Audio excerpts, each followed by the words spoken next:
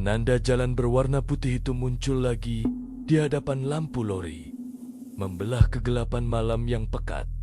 Sioliala mengejek kewarasan akalnya. Nomor yang tertera pada tiang itu jelas, kusam, dan tidak berubah, walau sedikit pun kilometer ke-35. Osman menggosok matanya yang pedih dengan kasar. Kuba menolak realiti yang tidak masuk akal ini daripada pandangannya yang semakin kabur. 10 menit yang lalu, dia yakin dengan sepenuh hati, malah bersumpah atas namanya sendiri, bahwa dia sudah melepasi tiang putih yang sama di selekoh yang serupa tanpa sebarang keraguan. Jantungnya berdegup kencang, satu rentak liar yang menyakitkan dada. Lori kontainer Scania berat yang dipandunya menderam kasar, membelah kesunyian malam. Namun, jarak perjalanan Sioliala tidak berganjak, walau 1 meter pun ke hadapan. Peluh sejuk mula merecik di dahi, membasahi koler baju seragamnya yang sudah lencun oleh ketakutan yang tidak pernah dirasainya sebelum ini. Logik akalnya memberontak. Kuba meyakinkan diri bahwa dia hanya tersalah pandang. Atau mungkin, cuma mungkin, ada 2 penanda yang serupa di sepanjang laluan puaka ini. Tetapi jalan raya di hadapan tidak pernah menipu pemandu yang berpengalaman sepertinya. Kabus tebal di luar cermin menekan rapat, seolah-olah dunia di luar sana sudah lenyap di telan gelita malam yang tiada penghujung. Dia melirik ke cermin pandang belakang. Dengan ekor mata kerana berasa tidak sedap, hati yang amat sangat. Satu naluri purba yang memberi amaran tentang bahaya. Nafasnya tersekat di tengah jalan yang baru dilaluinya. Satu sosok putih berdiri kaku, merenung tajam ke arah lori yang sedang bergerak itu. Dan setiap kali dia menoleh, benda itu semakin hampir. Azman bukanlah orang baru di jalanan sunyi ini. Sebagai pemandu lori kontena berpengalaman, laluan Kuala Lumpur ke pantai timur adalah rutin mingguannya. Dia menghafal setiap selekoh tajam dan lubang di atas aspal Sioliala. Ia halaman rumahnya sendiri. Malam itu, dia menerima upah perjalanan tambahan demi mengejar jadwal ke Kuantan sebelum subuh. Jam di papan pemuka menunjukkan tepat pukul 3 pagi. Waktu rawan yang sering dikaitkan dengan gangguan mistik. Suasana malam ini terasa asing. Gelapnya lebih pekat, seolah-olah cahaya lampu lori ditelan hutan tua. Tiba-tiba, satu kelibat putih melintas laju dari kiri ke kanan. Pergerakannya terlalu pantas untuk manusia biasa. Kaki kanan Azman menghentak brek. Bunyi sistem brek mendesis tajam, diikuti bunyi tayar mencicit panjang memecahkan kesunyian. Bau hangit getah terbakar serti merta memenuhi udara. Lori berhenti hanya beberapa meter dari tempat kelibat itu melintas. Azman mencapai lampu suluh dan turun memeriksa. Suasana di luar mati. Tiada bunyi cengkerik, tiada angin. Dia menyuluh ke bawah tayar. Tiada darah, tiada mangsa. Jalan raya kosong.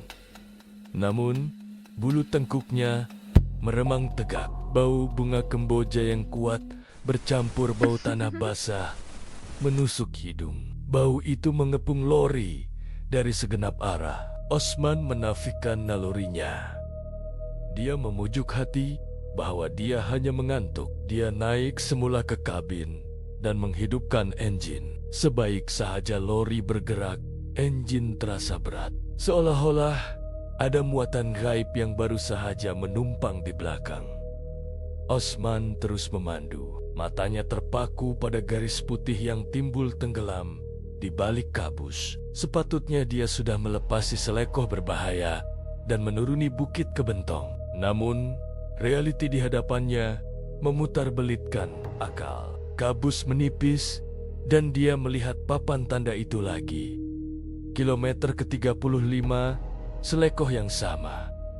Pokok condong yang sama. Masa seolah-olah diputar kembali. Dia teringat amaran orang tua tentang waktu rawan ini. Dia bukan lagi memandu ke destinasi, tetapi terperangkap dalam bulatan gaib. Azman menekan pedal minyak.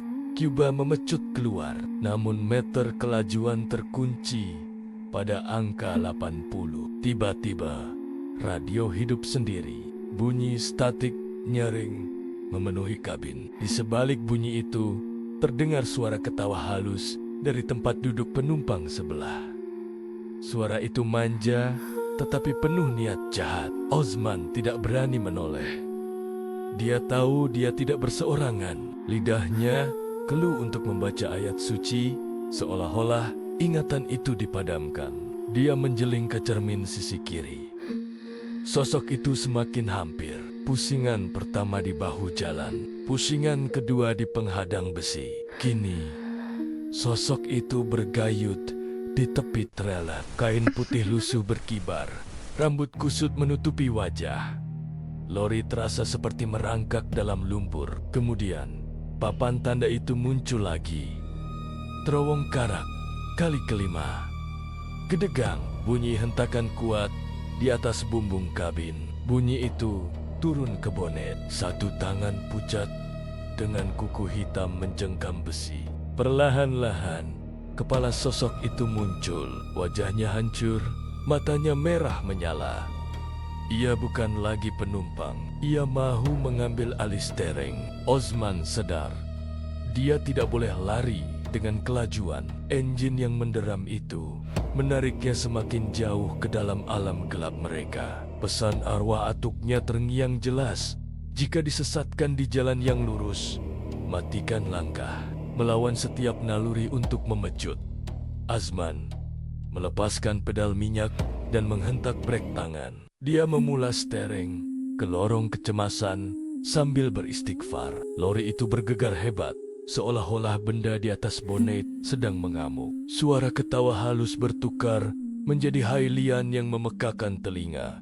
Seperti kaca digesek pada papan hitam. Cermin hadapan retak 1000 akibat tekanan tenaga jahat itu. Azman memejamkan mata rapat. Dia mengumpulkan kekuatan dan melaungkan azan sekuat hati. Suaranya bergetar, tetapi dia terus melaung melawan bunyi cakaran kuku yang menggila. Tiba-tiba, suasana menjadi senyap sunyi, bagaikan dipotong pisau. Hailian putus, digantikan dengan bunyi hunlori balak di kejauhan. Osman membuka mata.